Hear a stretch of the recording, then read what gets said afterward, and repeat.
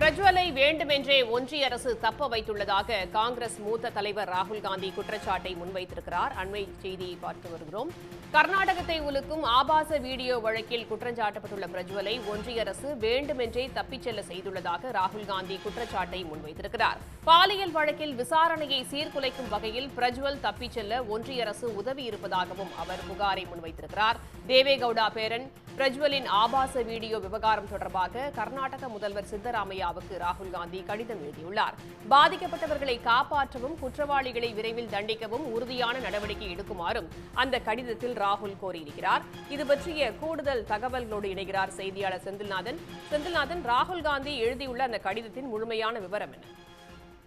ஹாசன் நாடாளுமன்ற தொகுதியின் நாடாளுமன்ற உறுப்பினர் பிரஜ்வல் ரேவண்ணாவின் ஆயிரக்கணக்கான பாலியல் பலாத்கார வீடியோக்கள் வெளியாகி பரபரப்பை ஏற்படுத்தியுள்ள நிலையில சிறப்பு புலனாய்வு குழு இது குறித்து 3 வழக்குகள் பதிவு செய்து விசாரணையை துரிதமாக நடத்தி வருகிறது. இந்த நேரத்தில்தான் தற்பொழுது ராகுல் காந்தி காங்கிரஸ் கட்சியின் தலைவர் தற்பொழுது கர்நாடக முதல்வர் சித்தராமையாவுக்கு கடிதம் ஒன்றை இந்த விவகாரம் தொடர்பாக எழுதியுள்ளார்.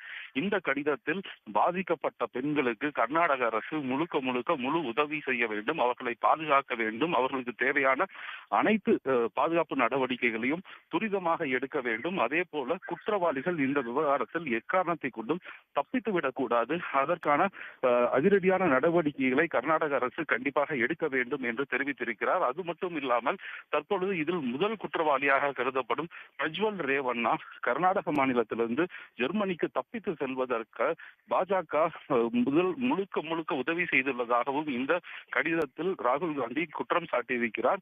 அனைத்து வகையான நடவடிக்கையும் கர்நாடக அரசு தயக்கமின்றி உறுதியாக எடுக்க வேண்டும் என்று அந்த கடிதத்தில் அவர் கோரிக்கை வைத்திருக்கிறார்.